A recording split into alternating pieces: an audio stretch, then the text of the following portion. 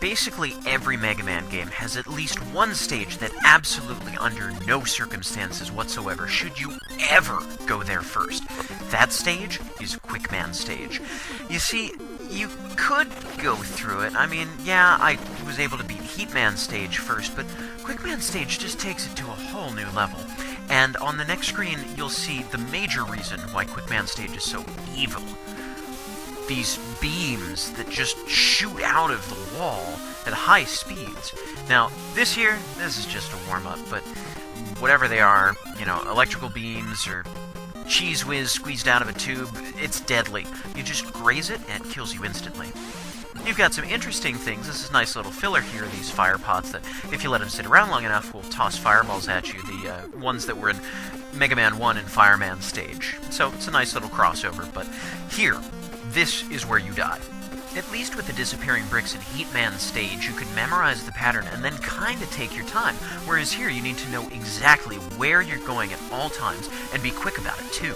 Now, if you're using the Time Stopper, Flashman's weapon, you can make it through here unharmed, but the problem is you still need to move quickly, because Flashman's weapon runs out of energy before you reach the bottom, so you need to constantly refill with these weapon power-ups like that one there on the ledge. If you do make it to the bottom, then you still need to contend with these guys who, unless you have air shooter or whatever weapon strikes your fancy, can be kind of difficult to handle, especially if your trigger finger isn't fast enough to take them down, or if you don't have the patience to wait for the Sniper Joes to drop their shield. So, you might even die before you get into Quick Man stage, even if you survive the onslaught of Cheese Whiz. Quick Man is a pain. First of all, you've got this level that's got all the bumps and ridges, and you can easily get trapped in a corner. His jumping ability is far better than yours, and he's so much faster. Missing him doesn't help either, but if you've got Heat Man's weapon, that does a good amount of damage. Crash Man's weapon does pretty well against him too, and in a pinch, Air Shooter will do. The best weapon, really, is to, if you've managed to save it up somehow, Flashman's weapon will harm him, because my guess is that Quick Man is moving so quickly that any kind of slowdown, stopping time altogether is just going to work against him. His mechanisms are grinding, oh, they have to move, and then they start damaging him. Well, that's my bet, anyhow. So, going to Quick Man stage first is for the masochists and the mentally unstable. I may or may not fall into both of those categories, but otherwise, you really shouldn't go there first. Please save yourself the trouble. Now, Bubble Man, on the other hand, well, yeah, you could go to him first, but it's just so much more fun with Metal Blade. First, I'm going to be using Heat Man's weapon, just to, let it outside, give it a little bit of exercise. Normally, when I play this game, I hardly ever use Heat Man's weapon except against bosses, just because I have other weapons that serve its purpose better and don't use up nearly as much energy. You see, the Atomic Fire is good when it's fully charged, but it's not terribly useful any other time.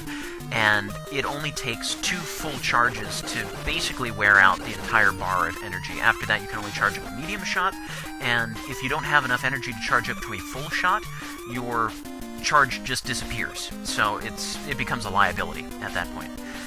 These enemies here are another example of how normal and difficult mode are different, because in normal mode, they just die when you shoot them. They don't toss their shells at you. I guess that's the thing to do when you move from normal to difficult mode. You have enemies throw stuff at you instead, so it works. The clear choice for taking them out is the Metal Blade. Not necessarily because it does too much damage against them, but it's so fun. Metal Blade you can shoot in 8 different directions. It's very powerful. You fire off 3 shots at a clip, and it's almost impossible to run out of weapon energy. Seriously, watch my weapon energy bar as I go through this stage. There's not a chance that I'm going to run out. I don't even come close. It's a brilliant weapon, one of the most powerful, if not the most powerful and useful in any of the Mega Man games, and it just makes playing this stage specifically so much fun. However, Metal Blade will not be useful against the spikes on the ceiling, which are a more difficult hazard than they might otherwise be, because, unlike in Mega Man 1, Mega Man 2 turns the water into a low-gravity environment. So all of a sudden you're jumping a lot higher and need to be careful about how you're going. But it's something you get used to and can start to use it to your advantage.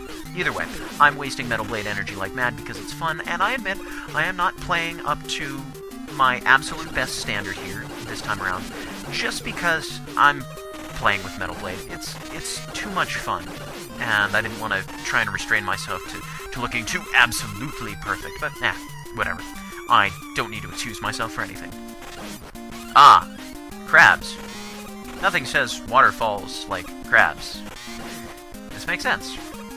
We move on. Going into Bubble Man, here's the fight in particular, which is why I was just having fun with Metal Blade and not really worrying too much.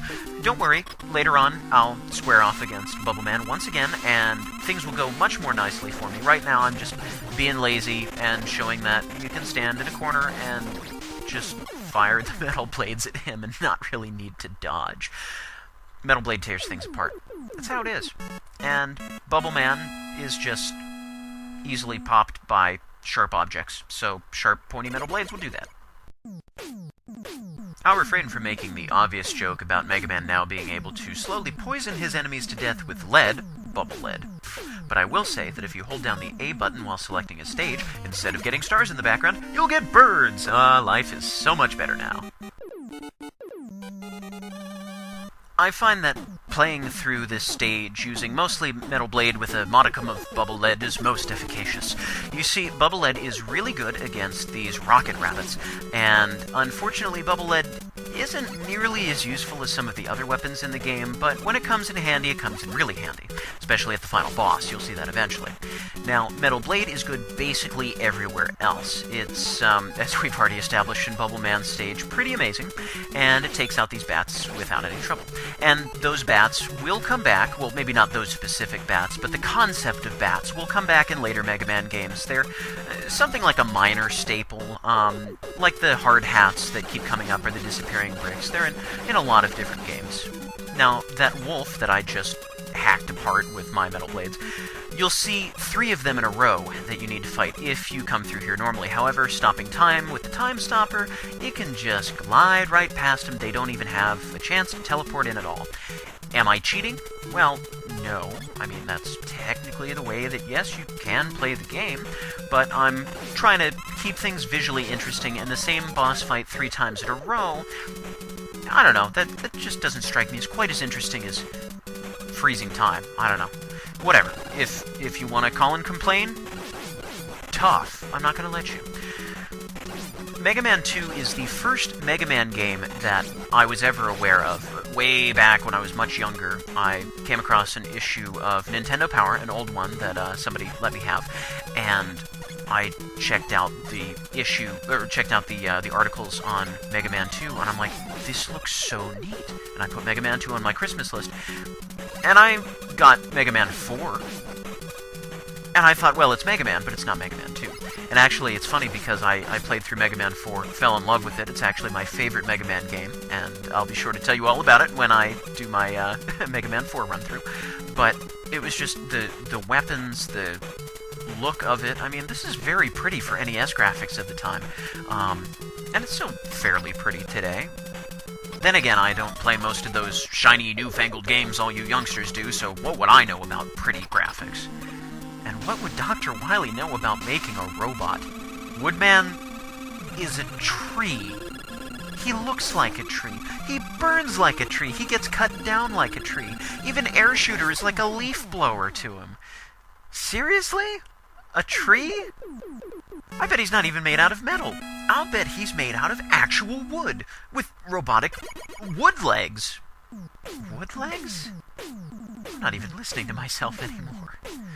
Well, Woodman can be troublesome if you let him go too long, but if you've got the right weapon, you can take him out so quickly. Let's hope that Dr. Wily did a better job not making Crash Man so vulnerable, eh?